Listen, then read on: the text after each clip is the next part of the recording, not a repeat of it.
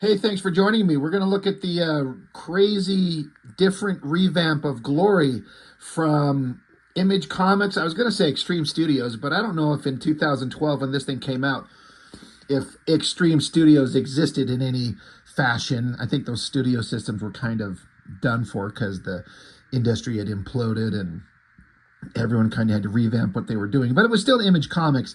And not too long ago, I reviewed the first issue I had, not the first issue that was done, but the first one that I had of the Prophet remake that Liefeld had commissioned different writer, different artist to do a radically different take on the character of Prophet.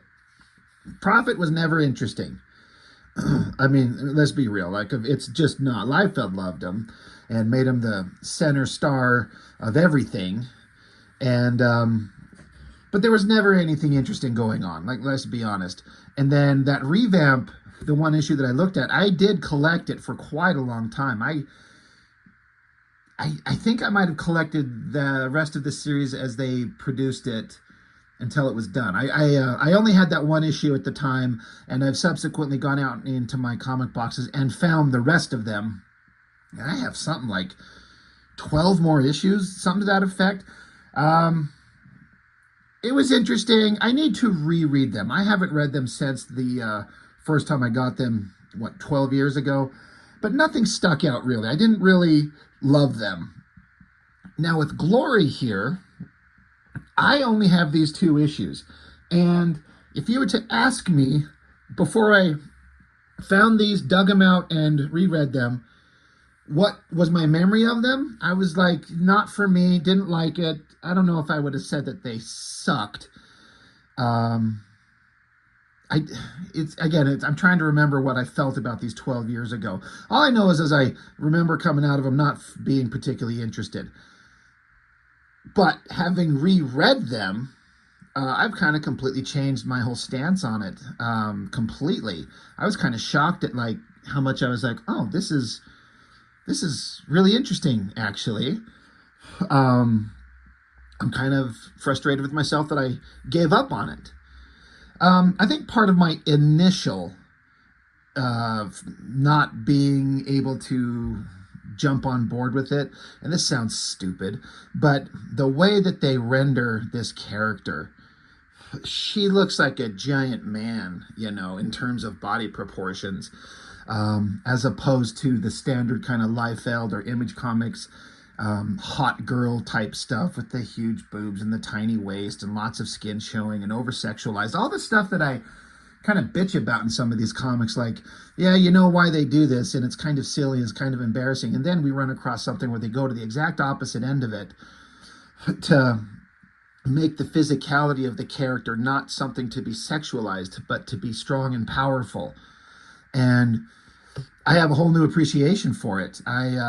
It's a little bit more extreme than I would push it. At least I would think that I would, given the opportunity. But the proportions of this character are pushed to be like intentionally a little bit overdone to help sell the idea of this giant, super strong, powerful Amazonian type Wonder Woman warrior goddess. She's super tall. She's like 9 or 10 feet tall, it seems, and thick as hell, big arms, huge thick legs. And I just think I was just too stuck on the idea of, these hot girls in comics got to look like the hot girls. That's just what they look like. It is a radical departure from who the character was. Not that there was much character going on anyway. It's just a Wonder Woman ripoff. But they bring on Joe Keating as writer and then Ross Campbell artist. I never heard of them to my recollection previous to these. I have a whole new appreciation for them. So we're going to dig into the two issues that I've got. And if you've never seen these, you'll see what I mean in terms of the proportions of the way the character's drawn. But I appreciate what they were going for so much better now. Even this inside front cover, I like the way, like this sword, if you see it on the front cover here, it's like it's divided into pieces, like there's gaps in it, but it still maintains its like its shape, some kind of magical, otherworldly, futuristic, otherworldly technology. And it's weird, and I like it. And then you see with her proportions here, the artist will give her, a thick neck, big strong arms, big giant legs, but then he's got her hair pulled back into like cutesy, youthful, like little girl pigtails, but giant, sweeping, flowing things. It's a really odd kind of combination of big, strong, muscular, masculine woman and like feminine traits. It's really odd. And again, back in the day, I don't think I would have told you that I liked the approach, but it works here. So it starts out, we don't know right off the bat. I don't know what the backstory of Glory previous to this under Liefeld's control in terms of her cultural history was ever, like how much of that was set in stone. It feels like this is just a completely different thing, but I don't know if it was set up as in this book where there are two warring sides, like demonic creatures and Amazonian women creatures. And they're at war for long since before history began. Just so long they don't even remember why they're fighting. It says here, everything is different now. That is a pretty awesome way to start out this book. Everything is different now. That's telling you everything, like everything you knew about Glory previous to this, forget. Not important. So you got these two warring factions, and it says, we were at war with our own for eons, longer than any of us will ever know, all for a cause lost to ancestors past before recorded time. Then there was you. In a union no one could predict, you were born to unite us all. My sweet child arrived in time to be the symbol of this new era of peace. So if you're visually kind of following along, it's like some male character, some female character, theoretically the leaders of the factions fighting, but then a baby is produced, and it's them. In theory, the idea is like if the leaders of the factions produce a child together, perhaps war can be averted.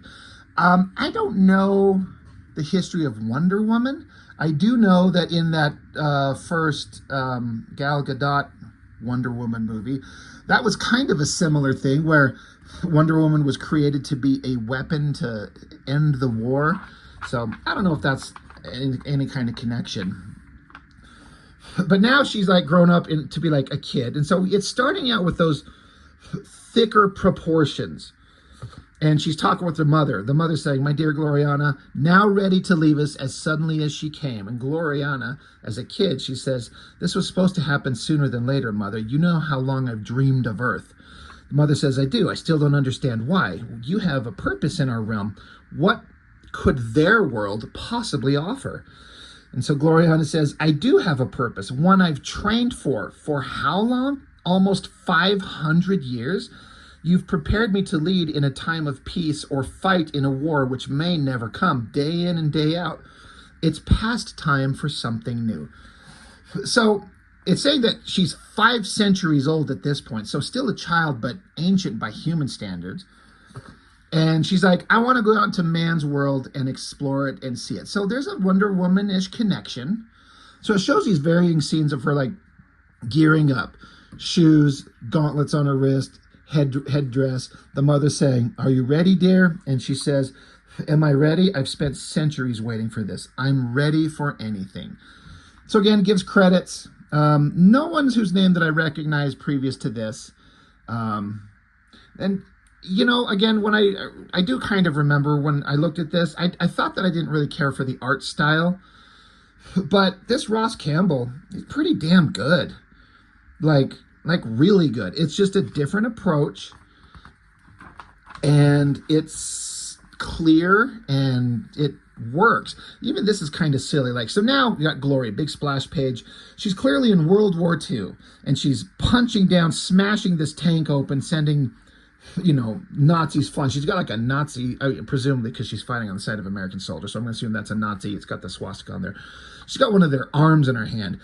That's kind of a silly shot. Like, it's kind of goofy, but you get the idea and it just works. And also, the character of Glory as written by Liefeld had fought in World War II. Die Hard was with her, and Super Patriot from Savage Dragon, things like that. So, it's not deviating completely from the original comics completely. This is funny. It makes you feel like she's got a complete disregard for, I don't want to say humanity, but probably. She's just like snapping this guy's spine over her knee as if she was casually like brushing her fingers through her hair. Just a casual snap crack.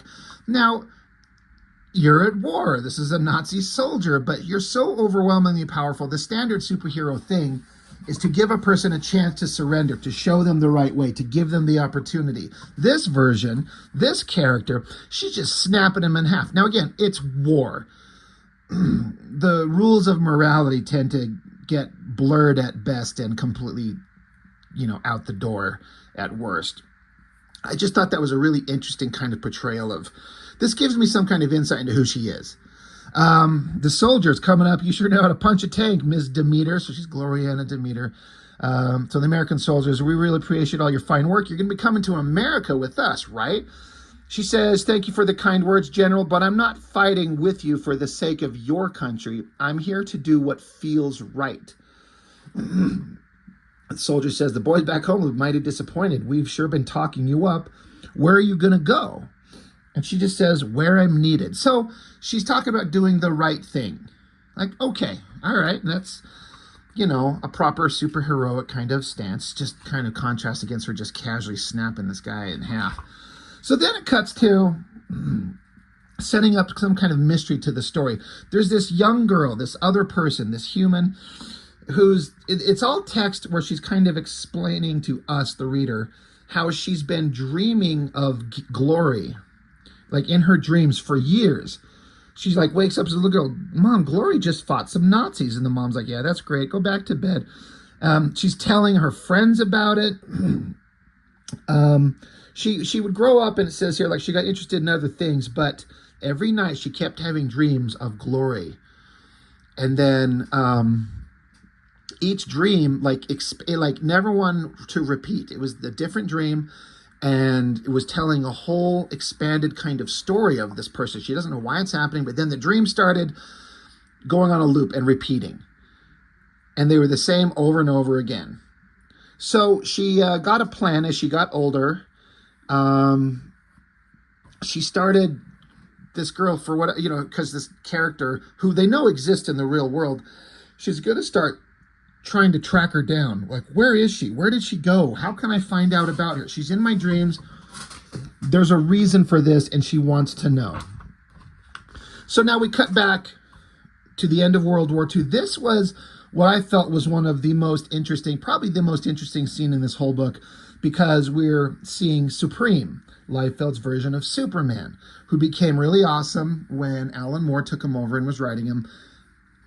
I wish that I could remember. I'm pretty sure this is after the Alan Moore run. It has to be, because this is 2012, and that stuff had to have been years ago. So I wonder if the writer was trying to keep this version of Supreme in line somewhat with the version that Alan Moore did. It's just a Superman ripoff. But the conversation between these two, if you imagine it's Superman and Wonder Woman instead of Glory and Supreme, it's an interesting kind of take. So she's down here on the beach, just like D-Day area, probably Normandy Beach or something like that. Got these, the stuff on the beach from the war like we've seen in movies before. She's sitting there, and she says, please, Supreme, call me Glory. The nickname seems to have stuck. So Supreme's like, thank you. I appreciate you taking the time to meet with me. She says, of course, we fought alongside each other for some time, yet haven't really had the chance to talk, to really talk. He says, my thoughts exactly. We have a future to discuss. He says, Soviet forces are moving into Berlin. Everything indicates the Germans are at their weakest point. I believe this will be their final stand. And Glory says, and Japan. And, Supreme says, Americans have a plan. It won't involve us.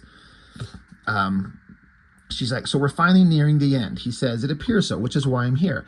A number of supermen and women emerged during the war, seemingly by coincidence.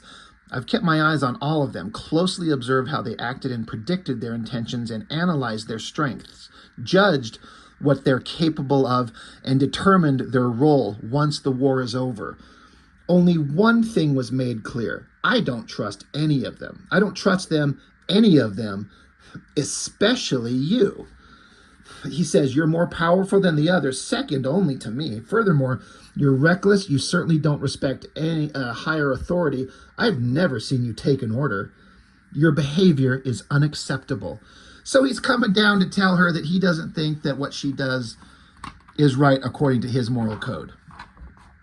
So she says, unacceptable by whose standards? Yours? Okay, let's talk. So now she gives her response. She says, let's talk about my mother, queen of a warrior clan so far advanced, your kind once called them gods. Let's talk about my father, king of a people so savage, your kind once called them demons. Let's talk about the war they had for longer than this planet has even existed, how it only came to an end when they united, giving birth to me. Then, how they trained me from childhood to rule both sides or destroy either one if it ever dared break their truce. Then, how I defied them all by coming here solely because I was fascinated by humankind's potential to be greater than they are. Let's talk about all this and really think if I give a damn about what you command. She says, you want to determine my role? I'll tell you my role. I'm here to stay and make this world a better one. Despite everything, especially you. So she kind of puts him in a place. She's like, you don't know who and what I am and what I've seen and what's going on, and why do I give a shit what you think? So he just kind of stands there quietly, and she says, right, that's what I thought. In a way, I appreciate it, she says. You care about the greater good, despite somehow having narcissistic motives. If anything, you amused me. Finding something to laugh about is rare during wartime. For that, I thank you, but I've got work to do. You should do the same. Be good. And she takes off, and he just kind of So I thought that was a really well-written bit of dialogue to kind of illustrate these two characters and their stance in the world and their differing perspectives. How they're both trying to do good. She doesn't trust him. He doesn't trust her. I don't know. That's really good character work. I thought it was really well done. I enjoyed that scene a lot. So then we go back to the human girl who's having these dreams of Glory, different kind of scenarios, the history that Glory's been through, and she ends up on some kind of like little resort island thing. It's like her final lead. She's kind of at a standstill in her trying to track down where Glory went. So she ends up on this island, runs into this nice guy who she's trying to communicate with him, speak French, but he speaks English. She's like, this is easier. Here, come with me. Welcome to our town. He takes her back to a tavern here. There's only like 40 people that live here, according to him. And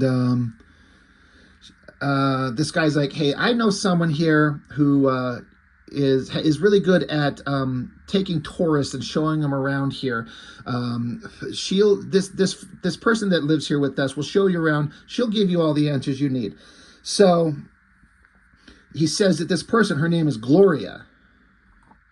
She'll take good care of you. We usually don't like foreigners moving here, but she deserves a special exception. So then this girl, this kind of older lady, you know, she's illustrated to look like she's got some age on her. And so now this Gloria woman meets this young girl, and they're like, all right, you two, you know, show her to a room and make her feel welcome. So the Gloria girl says, I know who you are, Riley. We've been expecting you. She's like, excuse me? So then this Gloria says, meet me outside. I'll be there in a second. She's like, sure. So then this girl, whose name is Riley, I forgot to mention, she says, so this just got weird. So she's standing outside waiting. So this was the first in a couple of scenes in this book where I feel like they're setting up something odd. Something strange is going on. The fact that this lady says, wait for me outside. So she waits out there for not long, but, you know, a little bit of a wait. The girl comes back out. She's dressed up in some clothes to be warm. And this Gloria girl is saying, we've known you've been coming for a long time. So this glorious, she says, we've tried to make it easy for you to find us without being obvious. Every story or rumor you heard, we planted. We would have contacted you directly, but there are a lot of people we don't want finding us. The little girl says, wait, who's we? Us? Are you? And then the woman goes, Glory? No, I'm not, but I know her. So, all right. So then it cuts back to some ancient time where Glory, having, grown up and been through her adventures on Earth at a certain point, she's talking with her mother. And it says, after decades of living as a goddess, Glory wanted to live as a human. The mother's like, why? They're beneath you. Glory says, no, they're not. The humankind is a young species, one which has accomplished so very much in the very limited time. I've lived with them, loved with them, and fought with them, but I feel I've never truly understood what it means to be one of them. The mother's like, fine. If you want to do this, it's your mistake to make, so be it. You will know what it means to be human. And then it says, this Gloria girl, this is where I was kind of like, well, wait, what's going on? It says, I don't think I'll ever know why, but they picked me. Gloria West, a waitress. Maybe it was the name. At first, I thought I was going insane. It felt like hallucinations, like I completely lost touch with reality. I quickly realized what I was seeing was actually happening. So these two characters, this human and Glory, were kind of fused into one kind of magically in some fashion. Says, while I still led my regular life with Glory existing in my subconscious, she would often take over, and well, I can't convey just how great it was to live as her. Nothing lasts forever. One day she stopped taking over. Glory was gone. So kind of like how the little girl was saying that she was having dreams of Glory, and then they stopped and went on repeat. This girl was living with like her fused together as one in her subconscious, but then Glory stopped taking over. So the human Gloriana says, as far as I could Gloria, I should say, as far as I could tell, she left Earth altogether. No one knew what happened, at least publicly. But it's hard, going from living like a goddess to living like a waitress. I thought about her all the time, almost obsessively, like she was trying to track her down. So it says, my life went down the drain. I lost my job, abandoned my friends. I used all the money I had left to go. Let's see. So she basically, this Gloria girl says she ended up on this resort vacation island. And she says, I'm telling you all of this because for almost 5 years later, I felt something. It wasn't the same, but she was there, however faint. And then the adult tells the kid to take off her shoes. The floors are pretty old here. I thought that was kind of a odd, like, what does that mean? And while the girl's taking her shoes off, she peeks out through the window, and there's like this monstrous creature in the shadows just looking there. And the adult's like, are you okay? And the kid's like, yeah, I guess. Maybe she didn't see that. Maybe it wasn't real. Now this human is taking this girl upstairs. Like, it's just all like this weird setup. Something odd is going on. It's really strange. Like, why is she taking her upstairs? Why did she tell her to take her shoes off? Why did she make her wait? Something's just weird, unless I'm just reading into it wrong. But then the human girl, she says, well, I found her eventually, and boy, let me tell you, it was hard. I had less to go on than you did, but somehow I knew I had to get to France, but it's not like I got a better waitressing job. I was broke. Says, she basically had to, save all her money to travel to France to get to this place. And she says, once I got here, everything kicked into overdrive. The kid's like, well, how so? And the human girl says, life got much worse real quick.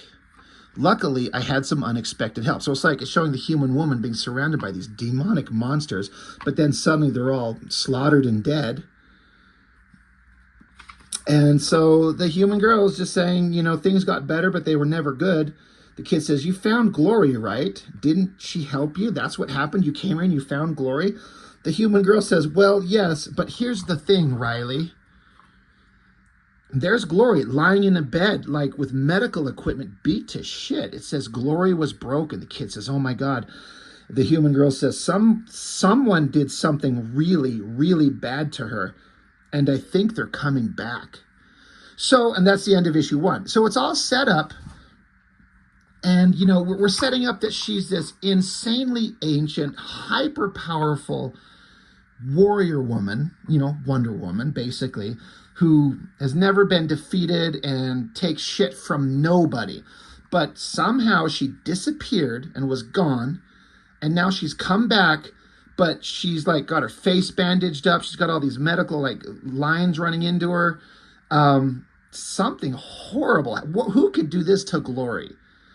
And they're like, I think whoever did this is coming back. So there's the like potential threat set up, you know, next issue.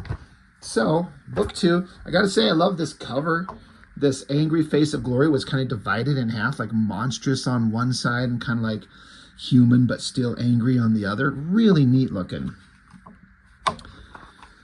So it goes to explaining in part what happened. It says, I'm not sure about what happened to Glory. She did say she was forced to leave Earth, something about keeping a promise. And you can see Glory here in an area that looks like her homeland, like we've seen established in the previous book. But slaughter everywhere, done by her. It says, as for where she had to go or what her promise was, well, I still don't know. She still won't talk about it much. Whatever the case may be, I don't think it turned out the way she hoped. So Gloria's here, and it looks like she had to slaughter all these creatures. She hears a sound through the other side of the doors. She peeks in, and she says, Dad? And she says, you killed Mom. So there's her father and the presumably dead body of her mother. The dad saying, Gloriana, I did what had to be done, not what I wanted to do. And so it was set up in the previous book like these ancient races had been fighting forever. And then having her, she's supposed to be the deterrent. There was now a peace, and if anyone broke that peace, she was supposed to slaughter them all for daring to break that peace. And now here's Dad having killed Mom. So Glory drops her sword and proceeds to beat the ever-living piss out of her dad. Says, you did what had to be done. You fought for peace. You fought for greed. You wanted to control Earth. You control for what? The better way you always go on about? Look where it's gotten you. Blood everywhere. This last panel is like a monstrous face on her. And the text box says she ended up different. And the woman says, the Glory I knew was gone. So the kid's asking, is she dying? She says, no, not dying. She looks a lot worse than she is. She's not good, not by a long shot. And again, you can see these proportions on her compared to the girl and the regular human. She's just huge. But she's like, well, Glory needs some rest. And so the human girl takes the kid to a room. Like, I'll give you a room. You can set your stuff up, and we'll go into town tomorrow and get the rest of your stuff. And, you know, just here you go. Here's a room for you. And so while the human girl takes off for a minute, the kid turns her back and is like, oh, hey, what's up? And then there is Glory. She comes walking, and she got up out of bed. And again, look at the proportions on this girl. It's like tiny head, huge ass arms, thick, huge legs. And she's so tall, like she would have had to duck to come through the doorway here. And like standard doors in like most of, you know, any of your homes, they're 6 foot 8 inches tall. So if you have to duck under this, she's 7 or 8 feet tall, which makes sense. Like, look at this giant version of her next to this kid. But she's still got a youthful, like basically a beautiful face, but this massive body, thick muscular legs. And again, I remember looking at this back in the day going, it's not the typical Adam Hughes hot babes. But I look at it now with the kind of exaggeration to kind of show she's this otherworldly being, this insanely strong warrior. I actually like it. I appreciate it, and I think it's way more interesting than I ever gave it credit for. I just read these books once, 12 years ago, set them aside, never got them again. Revisiting them, like I said earlier, I'm kind of digging it. So there's Glory. And Glory says, it's about time you got here. I was beginning to think you wouldn't show. So for some reason, they knew this kid was coming. So this kid's got some kind of reason, purpose, destiny. So the human girl's like, I didn't expect Glory to be up. And Glory's like, you woke me up. And so Gloria says, it doesn't matter. We have work to do. Come on. We got to go. So the human girl's like, wait, you can't be serious. You know, this time of night, Gloria says, I am. We've already wasted so much time waiting for her. It's a miracle we've survived this long. The human girl says, this means we can start acting reckless. Be responsible. You of all people should know how dangerous it is out there. And she says, I do. Gloria says, I don't understand why you're worried. She'll be with me. As for you, you're not alone. So it cuts to a scene outside, and that shadow creature that the kid saw outside is like hanging on the outside of the building. But Gloria's implying that this monstrous creature is there for protection. She says, as for you, you're not alone. So I'm like, well, that's interesting. Is this demonic creature there to help Gloria protect the people of this village? Like, I don't know, but it implies some questions. So Gloria and the kid are walking out, and then up here on the top of the building, you can see the little spiny little back of that creature that's up there. The kid says, she didn't seem happy to see us go. Gloria says, it doesn't matter. We can't wait any longer. Gloria's explaining, don't worry, no one's going to see us. These towns are dead this time of year. And so they get down to the beach. Gloria says, it looks like we're safe. Hold on. And the kid says, to what? Gloria says, to me. Well, why? Flip the page. She's flying, taking off with her. The kid's like, holy shit, this is awesome. Gloria says, keep quiet. We're going to this island. That's where we're going to start. So when they land, the kid's like, dude, anytime you want to do that again, that's fine by me. Which wouldn't all of us, if somebody could fly and take us on like a quick flying trip like Superman? Hell yeah. So Gloria coughs, and the kid says, are you okay? That sounded pretty gross. Gloria's got her hand, and there's blood in her hand. She says, I'm fine. So anyway, they keep walking. They find, like, behind a little rock, behind a little bush, a little passage going down under the ground. And so down is this great splash page of this secret underground lair of some type with all kinds of, like, weapons, and there's technology and books and skulls and little paths that go off into the distance even farther. Just all kinds of neat knick-knacky stuff, science stuff. There's a brain in a jar. There's candles and potions, books. There's a book here that says The History of the Red Panda. That's interesting. That's funny. The kid's like, this is just hidden behind a bush. Somebody could just walk right in. Gloria says, it's more protected than it appears. Kid's like, all right, if you say so. Kid's like, I still can't believe you're here after all these years. Gloria says, take a seat. The kid says, I have so much to ask about my dreams, where you went, who hurt you. I'm not sure where to begin. And Gloria says, well, then I will. And Gloria says, how much do you know about me? The kid says, well, everything almost. I know where you came from, what they trained you for. I know you came to Earth to make it a better place no matter what. You protected us for decades, and suddenly you left us alone. So I don't know what happened. And so Gloria says, my people went to war. Says, if you know me so well, you know my father, Silverfall, was slowly breaking his truce with my mother's people over her realm, Thule, and your own. Eventually, their Cold War went hot, ending my life as a superhero and beginning my life as a weapon. So they're paying off that kind of concept that she was created between the mother and father. A truce was set, no more fighting. And if they do, Gloria would come along, and she's so powerful and able and capable that she would lay waste to everything if anyone dared break the truce. Well, her father tried to, which we established at the beginning in the credits page where she beat the piss out of him. So then there's just a couple shots of her just slaughtering everything. She says, I was born and bred solely to be an instrument of destruction, so I fulfilled my own purpose. We won. The kid says, really? You don't look like someone who won. Gloria says, I don't feel like it either. The war wasn't without its casualties, including me. Things didn't go the way that I hoped. So they're showing the mother dead. So Gloria says, that's why you're here. I'm going to war one more time, the way I want to, not the way I was trained to. I have wrongs to right, ones that will change our world for the better. The kid says, are you recruiting me? Gloria says, I am. You're being recruited into an army. My army. Wartime is upon us. So then, different setting. Nice kind of overhead shot. Cliffs, trees, this house on the edge. And it says Lord Silverfall, which we've established is the name of Gloria's father. There's this monster creature here. It says, We've heard back from our contact. The girls arrived. She's found Glory. And so this guy says, do we have any idea what she knows about Glory or about us?